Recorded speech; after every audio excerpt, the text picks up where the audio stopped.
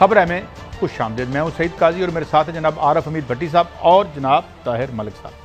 नाज़रीन, मौलाना फजलुर रहमान साहब के क्या शकूक व शुबात हैं शहबाज शरीफ साहब के हवाले से, और मुबैना तौर पर एक और बड़ी अहम मुलाकात जब मैसेंजर आए हैं मरीम नवाज साहबा की तरफ से, जनाब इरफान सिद्दीकी साहब, जाना पहचाना नाम है, उनकी मुलाकात हुई। क्या मैसेज लेके गए हैं, क्या उनको नवाज शरीफ साहब की हिदायत पर वो मिलने गए हैं? अगर मिलने गए हैं तो क्या मामला है और क्यों नाराज़ हैं मुबैना तौर पर मौलाना फजलुर रहमान पीपल्स पार्टी से? इस पर बात करेंगे। और डूबते कराची से सिविल इंतजामिया कहाँ गायब है, और क्या वाकई शहरी इदारों के तमाम मुलाजमीन घर में बैठ के तनख्वाहें लेते रहे हैं? ये क्या स्कैंडल है, इसको कौन हमें बताएगा? इस पर हम बात करेंगे। और सबसे बढ़कर ये कि जनाब आज वर्ल्ड बैंक ने भी आखिर कह दिया 45 अरब डॉलर का टीका लगाया हमें इस बिजली के सेक्टर ने 2009 से लेकर 2019 तक।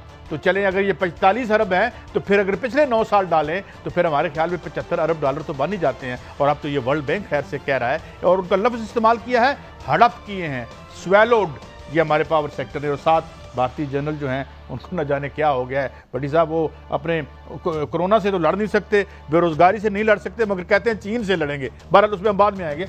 भट्टी साहब, इस सियासत में मिलना, ये रैंगलिंग, ये आपस, इसकी क्या इसकी कोई अहमियत है? ये जो आज मैं नाराज़ हूँ, आज मैं खुश हूँ।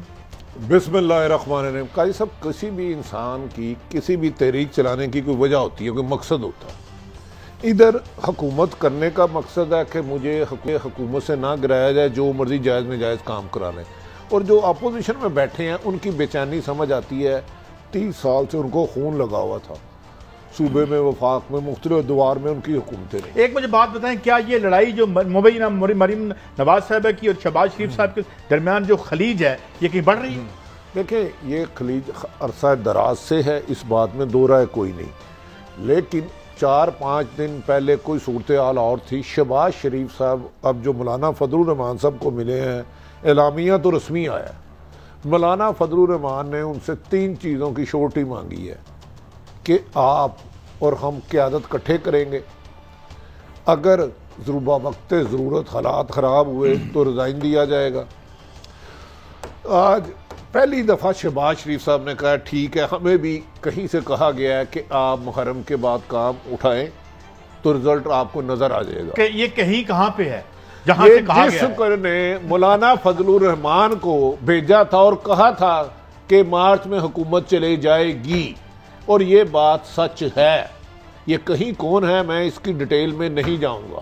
और ये बात मौजूदा हुक्मरान वज़ीर आज़म पाकिस्तान को भी पता चल गया कि अपोजिशन यकजहा हो रही है, इसीलिए उन्होंने बारहा बगैर कोई सोचे समझे, कानून को जाने बगैर कह दिया नवाज शरीफ को लेके आए।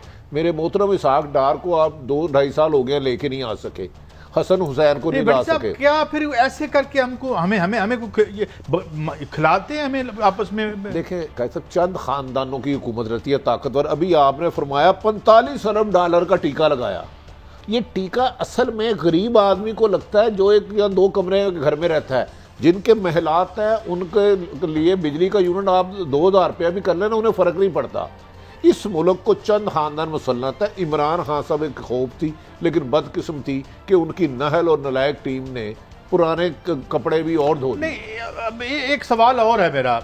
ये तो आपने 45 बिलियन डॉलर की बात भी की, 350 अरब, मलिक साहब 350 अरब रुपया एक छोटी सी मामूली सी गलती की वजह से ओगरा में आपकी हमारी जेबों से निकलता रहा है। अब पता चलेगा वो किसने किया। मसाइल तो हमारे ये हैं, मगर ये सियासत किस बात पे हो रही है? अपोजिशन क्या सियासत कर रही है? अपोजिशन की देखें, सीधी सीधी बात है, जिसका नाम मुस्लिम लीग है ना, उसके पास स्ट्रीट पावर नहीं है। अब जब नैब उनके पीपल्स पार्टी के पास है, नहीं, उनके पास किसी के पास भी नहीं है। मौलाना साहब के पास मदरसे हैं। लड़ाई किस चीज़ की है? लड़ाई ये है कि नून को पता उनके पास कुछ वोट है, स्ट्रीट पावर नहीं है। अब इधर से हुकूमत, ये बेसिकली लड़ाई है एक ना अहल हुकूमत की ना अहल अपोजिशन के साथ, दोनों पीपल बेस्ड नहीं है। हुकूमत ने महंगाई पे काम नहीं किया, लोग अपने साथ नहीं जोड़े, अपोजिशन के साथ भी लोग नहीं है। तो हो क्या रहा है, इधर नैब आती है, जब नैब अपोजिशन पे प्रेशर लाती है तो मियाँ साहब वहाँ से लंदन से कहते हैं पाइयो लड़ाई करो। लड़ाई में फिर क्या मसला होता है, किसकी जरूरत पड़ती है? Street power. तो स्ट्रीट पावर कहाँ खत्म होती है? मौलाना पे जाके। तो ये एक साइकिल है, ये ऐसे रहना है। सियासत में से क्या निकलना है जहाँ पे मौलाना, मगर सॉरी काजी साहब, मैं आपकी बात कर रहा हूँ, मुझे वो बात हजम नहीं हो रही, मैं पूरी तरह समझ नहीं पाया। भट्टी साहब, आपने ये फरमाया है कि वो एक पैगाम क्या शहबाज शरीफ साहब लेके गए हैं कि मार्च में जो आपको कहा गया था वहां से मुझे भी कहा गया है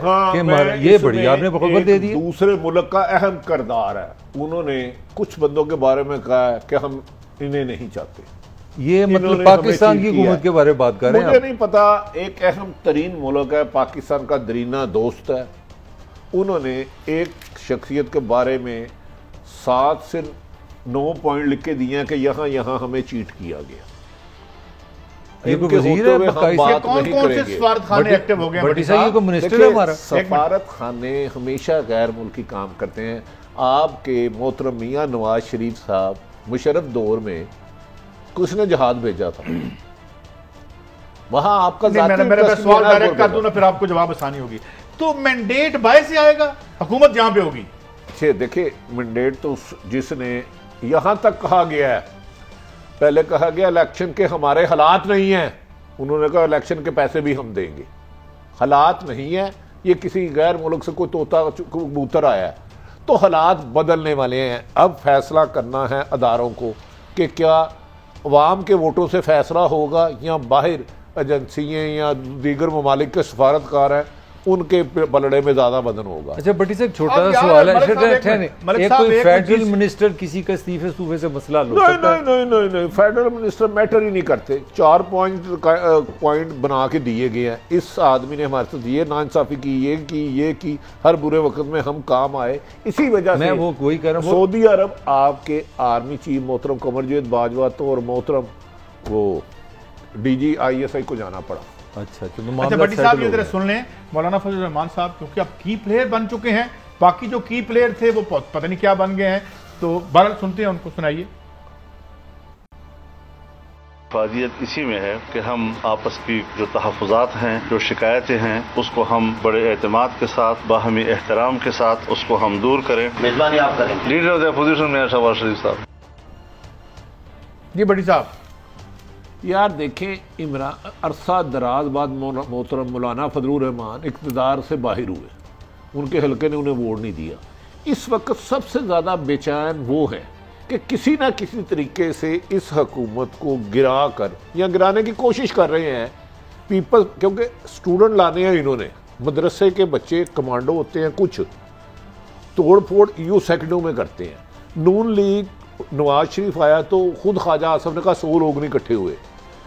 जब से बिलावल आए हैं वो पंजाब में कोई जलसे नहीं कर सके अच्छा एक अरसा दराज से। तो लिहाजा दोनों बड़ी जमातें नैबज़दा भी हैं और खौफज़दा भी हैं, और मौलाना फजलुर रहमान के भाई को भी आपको पता नैब ने मिला लिया। तो अब मौलाना को उधर से भी स्क्रू है। एक मदरसों का फंड आता था वो रुक गया, कश्मीर कमेटी में हिस्सा था वो रुक गया। ऊपर से अगर उनके भाई ने कोई ऐसी बात कह दी, किसी और लीडर का नाम ले दिया मैं हिस्सा देता हूँ, तो इन तीनों बड़ी जमातों क्या जो जमातें हैं ना इस वक्त क्राइसिस में हैं, भंवर में फंसी हैं। निकालने का एक हाल है कि इमरान खान के खिलाफ मुंह बनाए और लोगों को सड़कों पे लाए। आते हैं या नहीं आते, ये मुहर्रम के बाद। अच्छा, ये मोहसिन राजा साहब की कोई बात सुनवा दूं, MNA है जनाब मुस्लिम लीग नून के, उससे शायद कोई हालात पे हम रोशनी डाल सकें या अंधेरा बढ़ेगा। देखते हैं क्या होता है। आप हुकूमत गिराना चाहते हैं ना? नहीं, हुकूमत ही गिरानी, ये खुद गिर जाएंगे। इनको धक्का मारने की जरूरत नहीं है। ये वैसे ही कत्ल अपने हाथों पे लेने का फायदा नहीं, ये मरीज ही बेजान हो गया। मैं कह रहा हूँ ये गिरी गिराई है, ये भी लिख लें। दे आर वेरी वीक, इनकी सब चीजें हो चुकी हैं, ये खुद गिर जाएंगे। ये दी एंड आने वाला है। मेरा ख्याल है हम चाह रहे हैं कि ये 302 का जो मुकदमा है ना जमहूरियत का, वो इन्हीं पे जाए। मैं चैलेंज दे रहा हूँ ये थी कि वो बीमार जाएंगे। आपका ये इलेक्शन करा लें, पता लग जाएगा हुकूमत में कितना। अब ये हुकूमत पे ये वक्त भी आना था बटी साहब कि मोहसिन राजा साहब ये कह रहे हैं। देखिए, एक तो मोहसिन राजा साहब काबिल एहतराम हो रहे, कद से बड़ी बात कर रहे हैं। इनकी PTI नून लीग में भी जितनी अहमियत है मैं जानता हूँ। आज नवाज शरीफ कह दें कि मामला ठीक हो गया, हमने नहीं बोलना, ये हुकूमत गिरा सकते हैं। ये हुकूमत गिरा सकते होते तो जब इनका लीडर नाहल हुआ था, जब गिरफ्तार हुआ था, मोहसिन राजा 50 बंदे नहीं साथ ला सके थे। मैंने गुजारिश हमेशा से कह रहा हूँ, इमरान खान साहब को अपोजिशन की ज़रूरत नहीं है। उनके अपने करीबी हल्का अहबाब इतना अच्छा अपोजिशन का रोल अदा कर रहे हैं कि नैब का काम भी बढ़ा रहे हैं आने वाले दिनों में। अच्छा ये मैं आपको बताइए, गारंटी दे रहा हूं। इरफान सिद्दीकी साहब आपको पता है ना, हॉक्स में आते थे, परवेज रशीद साहब वाला जो ये जो जिनका नाम ले रहे हैं बशीर सिद्दीकी साहब, इरफान सिद्दीकी साहब, ये कॉलम लिखा करते थे माशाल्लाह। ये तो कोई वजीर आज़म के एडवाइजर तकरीर लिखते थे, उनकी तकरीर लिखते थे, बड़े करीब थे उनके असातिज़ा में थे। ऑफिशियल टीचर है इमरान खान साहब के, ओ सॉरी नवाज शरीफ के टीचर नहीं थे, मगर उनको जो दिमाग कहा जाता है कि उनसे बड़ी वो सलाह लेते थे, उनके लिए वो एक उस्ताद का दर्जा रखते। तो जो इस मकाम पे वो पहुंचे, इनकी सलाह की वजह से पहुंचे। तो ये फिर बड़े ही उस्ताद है कि जब नवाज शरीफ में सजा हुई हमें कहीं प्रोटेस्ट करते हुए नजर नहीं आए। समझदार भी तो है ना साथ, आप समझा करें। अच्छा मिलने क्यों आए वो मौलाना फजलुर रहमान से हुजूर को? नवाज शहबाज साहब ना ये इरफान सिद्दीकी साहब कोई एलची के तौर पे आए हैं। ये पहले मिले हैं बाय द वे, ये शहबाज शरीफ से पहले मिले हैं वो। ये अहम पॉइंट। कादी साहब, इस्लामाबाद और पिंडी के दरमियान फासला बढ़ रहा है, इस्लामाबाद और पिंडी के दरमियान फासला बढ़ रहा है, इस्लामाबाद और पिंडी के दरमियान फासला बढ़ रहा है। अब सोचा ये जा रहा है अगर इमरान खान डिलीवर नहीं करते, अपोजिशन बाहर आ जाती है, तो अल्टरनेट क्या होगा? ये आप समझते हैं अपोजिशन बाहर आ सकती है? नहीं, अपोजिशन के पास सिर्फ मौलाना फजलुर रहमान है जिनके पास तालिब इल्म है, पैसों के बोरियां खुल चुकी हैं। इस हफ्ते अगले हफ्ते तक इमरान शहबाज साहब की और मौलाना फजलुर रहमान और बिलावल की भी मुख्तलिफ टाइमों में मुलाकातों का शेड्यूल तय हो चुका है। इरफान सिद्दीकी साहब का ख्याल है कि वो 2-4 दिनों बाद मुल्क से बाहर जाएंगे और किसी का पैगाम लेके जाएंगे, भाई मियाँ साहब आप बूढ़े हो गए हैं, आपसे चला नहीं जाता, आपने अगर कोई मूवमेंट करनी है, इलेक्शन कराना है, तो कोई नया खून दे दें, माइनस शरीफ फैमिली। अच्छा माइनस तो ये तो हो ही नहीं सकता, वो ये ना हो, अगलों की डिमांड है। देखिए बारगेनिंग जब आप करते हैं ना, मनोवान चीजें तस्लीम नहीं होती। एक कहीं आप मगर भट्टी साहब अगर एक बात तो ये जमीन पे लोगों से कोई राब्ता रवाबत नहीं है, हुकूमतों को बदलने का, बस ऐसे ऊपर ही खेल चलेगा। देखें अवाम के लिए इन्होंने किया क्या है। आज तक कभी सुना है कि किसी सियासतदान ने भी कि मैं जो इस मुल्क की 95% पॉपुलेशन है, जैसी वो जिंदगी गुजारी है वैसे हम गुजारेंगे? नहीं, वो आवाम से लिंक क्या है? हमसे भागने के लिए करते हैं। मगर एक भी यार मलिक साहब, ये इनकी जरा गुफ्तगू और लहजे में तुंदी और सख्ती, और मैं अब क्या कहूँ, बदतमीजी भी शुरू शायद नहीं कहना चाहिए हमें, गैर पार्लियामेंट सुनाई दे रहा है। ये कुछ क्या गुफ्तगू है और अंदाज गुफ्तगू है? चोर आपका बाप है। आज मुझे खाकान अब्बासी साहब को सुन के असेंबली में शर्म आई कि आपके मुल्क का वजीर आजम इतना घटिया लेवल तक गिर सकता है। स्पीकर के वो देखो, उसकी चेयर को आप कह रहे हो तो बकवास कर रहे हो, तो की शराफत है कि उसने मुंह पे थप्पड़ नहीं मारा। किसी ने वो बात की तो कहा तुम्हारा बाप चोर है। खुदा पाक की कसम, अगर ये बात अब इसने किसी को की, इसका मुंह तोड़ देंगे हम असेंबली के अंदर। इसी असेंबली में आपको देखेंगे, आप एमएनए और वजीर खड़े होकर मुंह तोड़ेंगे। अदालती निजाम पर आपका ख्याल है कि उनका मजाक उड़ाया? हमारे निजामी अदल को ये देने वाली बात, जिन्होंने 35 साल इस मुल्क को बेदर्दी के साथ दोनों हाथों से लूटा और सिवाय लूटने के इनका कोई काम नहीं था। वाजिबुल कत्ल हैं वो लोग जिन्होंने इस मुल्क के साथ जुल्म किया है। अब भट्टी साहब आपने गुफ्तगू सुनी, फैसल वाडा साहब भी कह रहे हैं, फैसल वाडा शाहिद खाकान अब्बासी साहब ने कहा बाप चोर है। आप इन सारी गुफ्तगू में कहीं अवाम का दर्द, अवाम का एहसास, अवाम के हकूक नजर आए? आपको कहीं ईमानदारी से बताएं, ये जाती लड़ाई नहीं लग रही इक़्तिदार की कि मैं तुम्हारी सीट पे आ जाऊं, मैं तेरी सीट पे आ जाऊं। इसके अलावा क्या है इस गुफ्तगू में? ये असेंबली मेरे हकूक का तहफ़्फ़ुज़ और उधर से आप ये कह रहे हैं कि नोटों की बोरियों और दूसरा ये जो सरवर साहब ने कहा कि वाजिबुल कत्ल है, जो करप्शन करते रहे, हमने माना। सरवर साहब जो आजकल कर रहे हैं वो वाजिबुल कत्ल नहीं। ये कौन से दीन की किताब ने आपका रेफरेंस दिया या दुनिया की? मैं आपको चैलेंज कर रहा हूं, आज भी मादी की तरह करप्शन हो रही है। ये तो खुद भी माजी की हुकूमतों का हिस्सा रहे हैं भट्टी साहब खुद। हाँ, ये इन्होंने फरमाया ना कि वाजिबुल कत्ल है, जो जिन्होंने पहले नुकसान उठाया। तो मुझे बता दें, जरा पूछ लें इनसे, मुशर्रफ के दौर में ये वजीर नहीं थे, ये पीपल्स पार्टी का वजीर नहीं थे। अच्छा, दो पार्टियों में रहे वजीर तो फिर 75% तो ये अपने दायरे में आ गए। तो कत्ल किसको करना? ये भी साहब, अगर ये वाकई करप्शन पे वाजिबुल कत्ल होना शुरू हो गया तो सोनिया हो जान गलियां से मिर्जा यार फिरे कितने लोग रहेंगे पाकिस्तान में? गलियां क्या हैं, ये थोड़े से लोग हैं, मगर ये इन्होंने अपने इर्द गिर्द। अच्छा भट्टी साहब, ये मुझे बताएं कि अब बयानिया तेज हो गया मुस्लिम PTI का कि जी लेके आएंगे वापस हर कीमत पे हम। देखिए, मैं यही कह रहा हूँ, इमरान खान साहब की सबसे बदकिस्मती है नाहल और नलायकों का टोला उनके इर्द गिर्द है। ऐसा कानून है ही कोई नहीं। उन्हें कम से कम किसी ब्रिटिश लॉयर से बात कर लेनी चाहिए थी कि क्या इसहाक डार आया है। भाई कैसे लाओगे? कोई टॉफी है एक तरीका अगर आप मियाँ साहब को ये पैगाम दे दें आप आए आपके केसेस खत्म करते हैं वो आ जाएंगे। फिर ये ना लाएंगे, फिर तो कोई और बुलाएगा। ये भी एक थीसिस है, ये भी एक थीसिस है कि जब लेकिन इमरान नवाज शरीफ को ऑक्सीजन मिल गई है, मिली है। मगर भट्टी साहब मेरा सारा आप दोनों से सवाल है, देखें आज खान साहब ने हमारे वज़ीर साहब ने कहा कि फैसला कर लिया उसको वापस लाओ, तो अपने वाडा साहब ने बड़ी अकल की बात की, पहले वो मरीम को तो निबड़ लो जो उसने नैब के बाहर किया, उस पर केस नहीं बनता, उसको पकड़ते नहीं है, जो बाहर है उसको वो पर्चा जान के कमजोर किया गया। वो क्यों? भाई एक प्लानिंग के तहत हुआ। मैंने कहा ये प्यार में पता है सर, इन सब चीजों को जोड़ो। शहबाज शरीफ की गिरफ्तारी के लिए नाकाम रेट, मरियम को रीलॉन्च करने के लिए हीरो बनाना, ऐसे ही है। इमरान नवाज शरीफ का बार बार मौलाना फजलुर रहमान को बात करना, नून लीग का अचानक खलाई महलूक के बारे में गलीज गुफ्तगू करना बंद करना, और अदलिया के बारे में नाजेबा मुनासब बंद करना। यकम को एक केस लगे हुए हैं 4-5 इस्लामाबाद हाई कोर्ट। अच्छा भट्टी साहब, ये लिंक करे लिंक। यहाँ पे हमारे प्यारे जो लीडर हैं जो अपनी मुबैना और एलिजेड बीमारियों की वजह से बाहर तशरीफ ले जाते हैं, भले यहाँ पे कन्विक्टेड हों, उसी को बुनियाद बना के अब अनवर मजीद साहब के वकील भी क्या कह रहे हैं जी, वो मांग रहे हैं क्या मलिक साहब, अनवर मजीद साहब बैरून मुल्क इलाज के लिए जाना चाहते हैं, ये मौजूद सुप्रीम कोर्ट कह रही है। अल्लाह ताला अनवर मजीद साहब को सेहत दे, ये भी सुप्रीम कोर्ट का कहना है। और ये भी कहना है कि बदकिस्मती से बैरून मुल्क इलाज से मुतल्लिक माजी का तजर्बा अच्छा नहीं है, तो इलाज की इजाज़त तमाम लोगों को दे देनी चाहिए कि अपने कम अज़ कम वो जो मुबैना अकाउंट्स हैं को इस्तेमाल तो ना बैठ जाते हैं। देखिए ये अरबपतियों को सहूलत दी जाती है। एक तो जो बेचारे ने बच्ची के लिए जहेज की एक चूड़ी चुराई, उसके लिए नहीं, किसी ने मजदूरी करने के लिए साइकिल चुराई, ये सहूलत उसके लिए नहीं, ये सिर्फ चंद अरबपतियों के लिए है। जरदारी साहब की फैमिली को मिल सकती है, शरीफ फैमिली को मिल सकती है, कल को इमरान खान नहीं रहेंगे इनकी फैमिली को मिल सकती है, गिलानी फैमिली को मिल सकती है, शाहिद हकान अब्बासी को ये सहूलत मिल सकती है। ये कानून पाकिस्तान में मुख्तलिफ हिस्सों में बंट चुका है।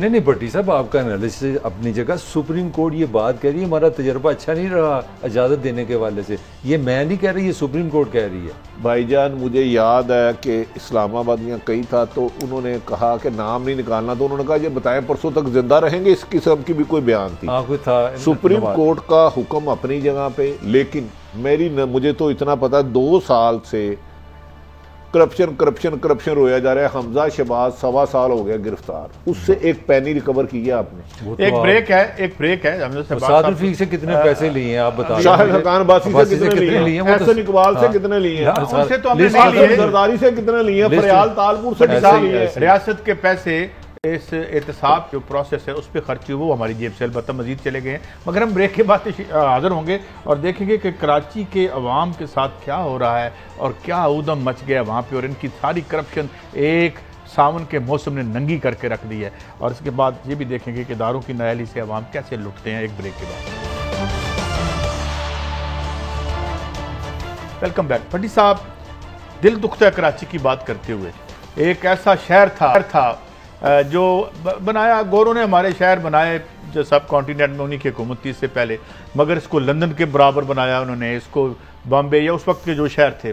माशाल्लाह हमने क्या बनाया इसको। और सवाल मेरा आपसे ये है, क्या वाकई ये खबर दुरुस्त है कि मुलाजमीन मुख्तलिफ पार्टियों के वर्कर कह लें उनको, वर्कर जो आपको पता है ना आपस में करते थे, वो तनख्वाहें ले रहे थे मगर वो काम नहीं कर रहे थे। ये आपस में कह रहे हैं एक दूसरे को। इनकी तादाद हजारों में है, हर जमात है। जो इक़्तिदार सिंध में रहा, कराची में रहा, अपने एम्प्लॉय किए, पहली के पहली जाके पैसे लिए जाते थे। कराची जो रोशनियों को शहर था, दुनिया की मरकज बना हुआ था आंखों का, उसे तबाह करने में हर जमात ने अपना अपना हिस्सा डाला है।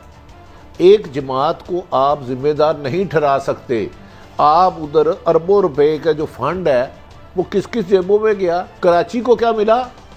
वो चाइना कटर, बोरीबंद लाशें आम शहरियों को, गंदा पानी, जब बारिश आ जाए जो जहेज का सामान डूब जाए। कभी आपने सुना किसी बड़े MP या MN का खुदा ना खास्ता हुक्मरान वक्त का कोई नुकसान हुआ हो? उनके घर तो ऊंचे टीलों पर होते हैं, खूबसूरत जगह पे होते हैं ना। साहब, कराची में बदकिस्मती है, सारे एक दूसरे पे इल्जाम लगाते हैं, जिम्मेदारी कोई कबूल नहीं करता। मुशर्रफ ने भी हुकूमत की, नून लीग ने भी उधर गवर्नर राज लगाया, PTI ने भी अब कर रहे हैं, वो सिर्फ पीपल्स पार्टी तो 20-25 साल से है। वो कम से कम कराची को तो यार साफ कर दो। अच्छा नहीं मलिक साहब, मेरा एक सवाल आपसे ये, और ये मैं आपको हल्फन ये बात बता रहा हूँ कि ये मैं फर्स्ट हैंड इन्फॉर्मेशन दे रहा हूँ। कराची के एक बिजनेसमैन मुझे कुछ साल पहले मिले, तो उस वक्त MQM वगैरह की हुकूमत थी, उनका जी वो आए थे, उन्होंने कहा जी अपनी फैक्ट्री में आप ये बंदे मुलाजम रख लें। उनका जी बिल्कुल, मैंने आज से इनको अपॉइंटमेंट लेटर दे दिया है, इन्हें कहें कि ये पहली तारीख आया करें, तशरीफ ना लाया करें, अपनी तनख्वाह ले जाया करें। ये मैं आपको फर्स्ट हैंड बता रहा हूँ, ये होता रहा। आप मुझे बताएं ये कराची क्या था, इसकी तारीख क्या थी? खूबसूरत तरीन शहर रीजन का और टूरिस्ट स्पॉट था आलमी तौर पर। आज ये अच्छा मलिक साहब, इससे पहले आप बात को माफी चाहता हूँ, ये बहुत शरीफ बत्ताहोर होगा, वरना ये तो इतना करते ही नहीं थे कि ये बंदे के दो यूं फोन करते थे 50 लाख भेज दें, वरना रात को गोली का निशान गेट पे होगा, 2 करोड़ रुपया भेज दें, भाई का हुक्म है, सिर्फ ये मैसेज आता है और पैसे आते हैं। माफी चाहता हूँ मैं। अच्छा काई साहब, पहले तो मैं थोड़ी सी करेक्शन कर दूं, जो अंग्रेज़ के बारे में आपको गलतफहमी है, अंग्रेज़ ने कोई काम मेरे आपके लिए नहीं किया। अंग्रेज़ को जब ये थोड़ा सा आउट ऑफ द कॉन्टेक्स्ट में जाना, जब जापान ने हमला शुरू कर दिया ना कलकत्ते तक, तो उन्होंने कपास कॉटन इंडिया से भेजनी थी लंदन, तो उन्होंने इसलिए इसको बंदरगाह बनाया था। वो आप मेरे लिए नहीं बनाया था कराची, पहली बात। दूसरी बात, नहीं वो सेल्फिश थे, मैं इस पर अब बहस नहीं करना चाह रहा। असल बात जो है कि एक ज़माना था जब पाकिस्तान बना कि कराची और बम्बई का मुकाबला था कि दोनों बराबर के शहर हैं, जैसे लाहौर और दिल्ली का। आज जो बम्बे है वो 400 बिलियन डॉलर की इकॉनमी सिर्फ बम्बे की है, यानी कि पाकिस्तान से आगे अकेला शहर चला गया। और कराची की 2 बदकिस्मती है मेरे ख्याल में, हमने बिल्कुल डिस्कस नहीं किया। पीपल्स पार्टी 5 दफ़ा पाकिस्तान पे हुकूमत कर चुकी है। इस वक्त PTI के सबसे ज़्यादा जो MNA है ना, 14 जो है वो कराची से PTI के हैं, और जो 21 MP हैं वो कराची से। मैं आपकी बात के साथ साथ नादरीन को ये बता दूं, नादरीन ये इसी कराची शहर की तस्वीरें हैं। मैं थोड़ा सा इसमें पॉइंट जो समझने वाले हैं, काई साहब 2 बड़े अहम पॉइंट हैं। मैं ये साथ साथ कमेंट्री कर रहा हूँ कि ये कराची में टूरिस्ट आ रहे हैं, जा रहे हैं, और ये था वो कराची जो यकीनन उन्होंने अपनी सेल्फिशनेस में बनाया था, मगर ज़ाहिर है हम उनकी सेल्फिशनेस वाले शहर में रहना ज़्यादा पसंद करेंगे बनस्बत जहाँ। इसकी वजह तलाश करनी बनती है ना, इसकी 2 रीज़न है कराची की तबाही की। जब पाकिस्तान बना तो यहाँ की आबादी 3 लाख थी, जब जो 3 लाख के शहर को आपने 70 साल में भट्टी साहब 3.5 करोड़ कर दिया। मुझे बताएं वहाँ पानी, सड़कें, आपकी सैनिटेशन कहाँ से आएगी? सबसे बड़ा मसला, आपने शहरों की प्लानिंग नहीं की। पीपल्स पार्टी जिम्मेदार है, अपना MQM जिम्मेदार है, सारे जिम्मेदार हैं। नंबर 2, एक बहुत बड़ा और फैक्टर है कि हमारी पॉलिटिकल जो सारा कल्चर है ना, वो है टॉक शो और एक दूसरे को गाली निकालना। फैक्ट ये है कि 100 साल में जो बारिश का मानसून का साइकिल था ना, वो दिल्ली से ऊपर नॉर्थ पंजाब में आया करता था, अब वो दिल्ली से सखर ये चला जाता है सिंध की तरफ से। कराची में हमने कभी गौर ही नहीं किया था सिंध में बारिश होगी। अब जब मौसम की जो चेंज आई है, आप देखें 10 साल से। इस मौसम की ज़िमन सवाल है आप इसे कि ये जो मौसम की तब्दीली की वजह से इस हुन बरसाते हुए शहर का सारा माल जो है मौसमियाती तौर पर अब दुबई और अमेरिका जो जा रहा है उसके हम जिम्मेदार हैं सारे। मैं वही कह रहा हूँ, पीपल्स पार्टी भी असल मसला वो ही नहीं। असल मसला देखें ना, आपने प्लानिंग की अब लोअर का प्लानिंग नहीं की, कोई हमने अपने विले खरीदे। मैं इख्तिलाफ राय करता हूँ, आप कह रहे हैं लोगों का कसूर है, प्लानिंग नहीं की। कोई बंदा जो हुक्मरान रहा है, आपको पता है उनके दूसरे ममालिक में कितने एहसास हैं, वो क्यों नहीं कंगाल होते? मुसीबतें आफतें तो सारे आम लोगों के लिए आती हैं। कराची के जो माफिया है वो तो कभी मेरी कोई आपसे आप लंदन में प्रॉपर्टी किसकी है, दुबई में किसकी है, ऑस्ट्रेलिया में किसकी है, कनाडा में किसकी है? ये चेक तो करें जो जो हुक्मरान हैं इनमें से कौन सा बंदा है जिनकी बाहर अरबों की प्रॉपर्टी। इन्होंने मेरी प्लानिंग नहीं ना कि ये तो मैं रो रहा हूं, तो इन्होंने मेरे कराची के लोगों को जोड़ के उससे बेचा है। एक मैं दोनों की आपस में मीडिएट करता हूं। 3.5 करोड़ प्लानिंग हुई है, अपनी जात के लिए हुई है, अपने तबके के लिए हुई है। काजी साहब, भट्टी साहब, आपकी इत्तला के लिए कराची कनाडा और ऑस्ट्रेलिया से ज्यादा पॉपुलेशन है। खुदा के लिए आप सोचे जरा, कनाडा दुनिया का दूसरा बड़ा रकबा है। हमने कराची में 3.5 करोड़ बंदा इकट्ठा कर दिया। इसका मैं जवाब देता हूँ। आपकी तीसरी गवर्नमेंट है पीपल्स पार्टी। अच्छा सुन लेना, नेशनल 5 टाइम कर चुके हैं। छोड़ दे जरा, सिंध में आ जाए। फिलहाल आप गाँव को इतना डेवलप कर देते कि लोग कहते यार हम तो वहां रहेंगे भाई, हम तो इधर नहीं, हम नहीं आए। आप तो सोशलिज्म की बात करते थे, रोटी कपड़ा मकान की बात करते थे। मैं आपके मंशूर में से ये चीजें कर रहा हूं। वो अगर आपने गांव डेवलप किए होते तो ये शहर इस तरह क्राउडेड होते। और फिर शहर आपने किसके हवाले कर दिए? पहले बिठाया बस्तियों को, पहले बिठाया करगसों को। नहीं, आपने तो देखे ना कराची में तो आपने प्लानिंग, जब मैं कहता हूँ उसका मतलब है यार दुनिया से कहा क्या पंजाब में लाहौर के अलावा कोई अच्छा है जहाँ इलाज स्कूल हो सके? यहाँ पे भी यही मसला है, KPK में भी ये ये लड़ाई है, जो हुक्मरान आता रहा अपना हिस्सा लिया, उसने दोनों हाथों से लूटा और लोगों को टॉक शो और अखबारी खबरों पे लगा दिया। करते हैं कि गिद्धों ने नोच के गिद्धों ने नोचा है और गरीब आदमियों को खून और हड्डियां तक चूस गए। अच्छा, आपकी इत्तला के लिए 1800 में से 700 फीडर आज बंद हुए हैं, बिजली यार वहां नहीं है, 36,000 होंगे। इस निजाम में, इस तरीके में गरीब के लिए मुश्किलात में इजाफा होगा। अगले हफ्ते हम इससे ज्यादा रोना गरीब इलाकों के लोगों के घरों में खाना नहीं है, ये आपकी इत्तला के लिए मैं बता रहा हूं। गंदा भेज दिया, दरिया बने हुए हैं। आप गैर इंसान, आप जब हुक्मरानों से जवाब तलब ना रखेंगे, अनटचेबल लोग रखेंगे तो प्रेस कॉन्फ्रेंस करते हैं, फिर यही होगी। सिर्फ प्रेस कॉन्फ्रेंस करते हैं। अच्छा यार, मैं इसी अब वो कह रहे हैं नेवी के हवाले करें, किसी के हवाले करें, मैं हम तो अल्लाह के हवाले करते हैं। लेकिन मैं ये एक बात अर्ज करना चाहता हूँ, जब हम नाज़रीन वापस आएंगे तो हम ये बताएंगे कि कैसे ओगरा में 300 अरब रुपए का एक स्कैम आया। जी क्या, हाँ, छोटी सी वजाहत करना चाह रहा था। कल अब हमने खबर दी थी कि जो औकाफ के महकमा पंजाब के वजीर हैं ना, उन्होंने कुछ इल्ज़ामात लगाए थे अपने ऑफिसर्स पे, तो उससे एक तासर ऐसे चला गया कि जैसे डीजी जो है उनका वो शराब पी के दफ्तर आते थे। ये इल्ज़ाम उन्होंने डायरेक्टर प्रोजेक्ट्स पे लगाया है, अपने डीजी साहब पे नहीं लगाया। तो ये उन्होंने इल्ज़ाम लगाया है क्योंकि डीजी, ये डायरेक्टर प्रोजेक्ट्स जो था ना, वो दफ्तर में शराब पी के आया करता था। डीजी साहब पे नहीं लगाया, हमने बात कर दी। लेकिन हम वापस आएंगे और ये अर्ज करेंगे कि जी के पैसे हों, इस मुल्क के पैसे हों, वो कैसे यहां से गायब होते रहे। और वर्ल्ड बैंक ने आज बताया है 45 अरब डॉलर 10 सालों में अगर गए हैं तो 20 सालों में कितने गए होंगे। और ये अगर कराची पर खर्च होते तो आज कराची कहां होता। एक ब्रेक के बाद फिर साथ इंडिया की बात भी करेंगे कि क्या खा गए हैं जनाब उनके एक जर्नैल, और वो चाइना पर हमले की बातें कर रहे हैं। एक ब्रेक के बाद वेलकम बैक। अभी हम थोड़ी देर पहले नाज़रीन बात कर रहे थे कि आखिर, और भट्टी साहब ने भी ये बात की कि आखिर मौसमों की जो है वो बदलाव और चलन भी हमने देखा कि ये यहाँ की हवाएं और बारिशें किधर गईं। और ये भी हमने देखा कि यहाँ का जो माल है वो किस तरह उड़ के बाहर चला गया, दुबई में विलाज खरीदे गए। मगर हम जो स्टोरी इस वक्त डिस्कस करना चाहते हैं, मैं इससे पहले भट्टी साहब चंद लाइनें पढ़ दूँ और उसका तर्जमा भी कर देता हूँ। और ये आज छपी है एक खुफिया रिपोर्ट वर्ल्ड बैंक की। अब वो कहते हैं Pakistan power sector has swallowed ₹5 trillion, कितने 45 billion dollar of national exchequer due to poor performance of DISCO. यानी पाकिस्तान के जो खजाना है उसको 45 अरब डॉलर का नुकसान पहुंचाया है पावर सेक्टर ने। अगला फिक्रा एक और फिर मैं चलता हूं। This was observed by the world bank in one of its report which is only for official use. एक ऐसी रिपोर्ट में लिखा गया है जो आपकी और मेरे लिए नहीं थी, सरकारी इस्तेमाल की थी। भट्टी साहब जरा ये गौर फरमाएं। एक तरफ ये हो गया और एक और खबर भी माशाल्लाह, एक नहीं 350 अरब रुपए का टीका, छोटी सी गलती ओगरा में हुई है। अब वो गलती कब तक ठीक होगी? ये पैसे इन शहरों पे। अच्छा, ये गलतियां सरकारी माल लुटाने पे ही होती है, इनके अपने साथी पैसे नुकसान पे तो कभी नहीं हुई। पिछले दिनों सेक्रेटरी इरफान अली साहब को चेंज किया गया, उन्होंने आईपीपी के शिकंजा टाइट किया, उन्हें बदल के उमर रसूल को ले आया, जिनके बारे में बताया ना कि उन्होंने इलीगल पेमेंट मुबैना तौर पर करने से इनकार कर दिया, उस पर उनको बदल दिया। जब आप बड़ी ताकतों को, मगरमच्छ जो इस मुल्क का बिजली, पानी, गैस और किसी भी तरीके से खून उठते हैं, उनको अपनी काबीना में बैठा लेंगे, अपने दाएं बाएं बैठा लेंगे, तो फिर ये रिपोर्टें हमारे जख्मों पे नमक छिड़कने के लिए। इसका एक और पहलू हो रहा है, मेरा सवाल हो रहा है भट्टी साहब, हमें बड़ा डर लगता है फलां मुल्क हमारे बंदों को निकाल ना दे, रोजगार ना दे।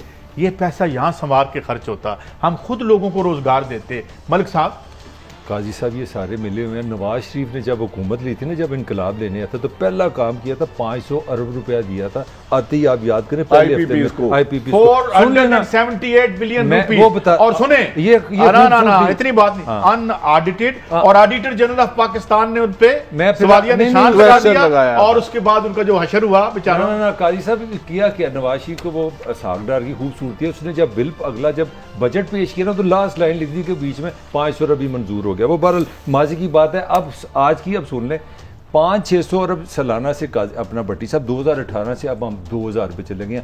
1200 अरब रुपए का 1200 अरब रुपए का इजाफा इस रियासत मदीना की हुकूमत ने कर दिया। अगले साल जितना होगा ना, आपको ये आएगा कि शर्ट या पजामा एक चीज पहने, ये लोगों को बेलिबास मारेंगे, खाली पेट मारेंगे, हकूक से महरूम करके मारेंगे। ये गुमराह कर रहे हैं। मैं एक चीज बतानी भूल गया, ये जो 45 बिलियन का खसारा वर्ल्ड बैंक बता रहा है, ये माली साल 10 और माली साल 19 यानी 9 सालों का खसारा है। अब ये 1994 के माशाल्लाह जरदारी साहब ने वो भी अगर बीच में डाल लें तो ये 45 अरब कितने होंगे? ये सारे आप बात कर रहे हैं, हुकूमत को नहीं पता इन्होंने निकलवाना है, क्यों रोकते हैं उनको? जब आप लुटेरों को अपनी गोद में बिठा लेंगे, आपके इन्वेस्टर होंगे, आपकी एटीएम होगी, आपके इलेक्शन में पैसे लगाएंगे, आपको बाहर बैरून मुल्क प्रॉपर्टी लेके देंगे, तो काजी साहब फिर आप आम शहरी लुटेगा। आप नहीं समझते इकॉनमी यहाँ जो बड़े अशराफी है, अरबपति खरबपति, उनकी बेहतर हो सकती है या आम शहरियों की? तो जब मुल्क में आम शहरियों को उनके हकूक मांगना जुर्म हो जाए, यार वो अपनी मैशत बिल्कुल ठीक कर लें, लेकिन आइन में जो हमारा लिखा हुआ है वो तो दें। आपकी तबाह करके तो अपने माला माल होंगे, आप ठीक कर लें। साहब इस इमाम में सारे नंगे हैं। ये वैसे मोहतरमा बेनज़ीर इसकी बानी है, ये IPPs की, इसमें नवाज शरीफ की हुकूमत मुकम्मल शरीक है। और मुशर्रफ ने सबसे बड़ा जो जुल्म किया ना, उसने रुपये को डॉलर में बदल दिया कि आप प्रॉफिट डॉलर में हमसे लेंगे। जो मैं ये किसी सारे शामिल है इसमें। अभी वक्त कम है, अभी जरा थोड़ा सा ये बात कर लें कि इंडिया में बड़ी आप 10-15 करोड़ नौजवान बेरोजगार हो गए और उनके अपने दानिश्वर कह रहे हैं, क्या वो कह रहे हैं जरा बताएं। ओ भाई काजी साहब, आपने जो फरमाया ना जो 2 करोड़ 70 लाख नौजवान सिर्फ अप्रैल में बेरोजगार हुआ है। इंडिया की बात करें। हाँ, इंडिया में टोटल बेरोजगारी जो है वो 13 करोड़ की है। और इंडिया पाकिस्तान की टाइप का कल्चर है, हर आदमी जब बाप कमाता है तो 5-6 बच्चे साथ हैं। तो जब आप 13 करोड़ को 5 से ज़रब देंगे तो अंदाजा लगा ले, 13 को 5 से ज़रब देंगे तो ये तो 60-70 करोड़ बनता है। इस वक्त अमेरिका के जो थिंक टैंक्स हैं, जो यूनिवर्सिटी हैं, जो जिनका काम है कि ढेर सारा पैसा, सोचो दुनिया में क्या रहा है, वो कह रहे हैं कि अगली थरथली इंडिया हो सकता है, अनार की हो सकती है, खाना जंगी हो सकती है। मगर उनके जर्नैल तो कह रहे हैं भट्टी साहब कि हम हमला कर देंगे, अपना चीन पर हमला कर देंगे। मैं आपको बता दूं, भारत एक मकार है, चीन के साथ नहीं करेगा, पाकिस्तान के खिलाफ कभी भी कोई बड़ी शरारत कर सकता है, जिसका आज DG ISI और 2-3 दिन पहले उनकी वज़ीर ख़ारजा से भी उन्होंने चीफ को भी ब्रीफ कर दिया है। जनरल फैज साहब ने यानी अंदर का जो गंद है उसको बाहर का रास्ता दिखाएंगे। रोकने के लिए भारत पाकिस्तान जो हमारा कश्मीर है, गिलगित बल्तिस्तान, उधर शरारत कर सकता है, ये बहुत ज़्यादा ख़तरा है। और जिसे अफसोस है कि हमारी हुकूमत गाफिल है, लेकिन अल्लाह का शुक्र है कि आपकी अस्करी क़यादत, आपकी फ़ौज 24 घंटे चुकन्ना है। और ये जो बयान आया है अभी आर्मी चीफ का कि जो किसी तौर भी हम खत्ते में कामन खराब नहीं होने देंगे, तो इसको हम इसी पस मंजर में देखें। वही है अपने असल मसाइल से हटाने के लिए। आपकी इंफॉर्मेशन तो अदारों के पास आती है ना, वो तो सोए नहीं रहते। हमारे पॉलिटिशियन या कुछ अगर उधर अस्करी क़यादत में करप्ट हैं, ज़्यादातर इन्हें बैरून मुल्क का है कि मुझे हुकूमत दे दो, मुझे निकाल लो, मुझे आने दो, मुझे जाने क्यों नहीं दिया, मुझे आने क्यों नहीं दिया। और भाई इस मुल्क का तो सोचो, भारत आपके ऊपर चीन के साथ मार खाने के बाद लद्दाख में पाकिस्तान को बुरी नजर रखे हुए है। क्लोजिंग नाज़रीन, जो मेरे ख्याल में सख्ती मैटर ये है कि ये जो हम पैसे और स्लिपेज और लीकेजेस देख रहे हैं, ये यहाँ पे खर्च होती, कराची भी ठीक होता और हमारे लोगों को इस मुल्क में रोजगार मिलता, हम दस्ते नगर ना होते और बाहर के लोग हमें डिक्टेट ना कर सकते। अल्लाह करे ऐसे दिन आएँ और हम उन्हें देखें। इजाज़त दें, अल्लाह हाफ़िज़।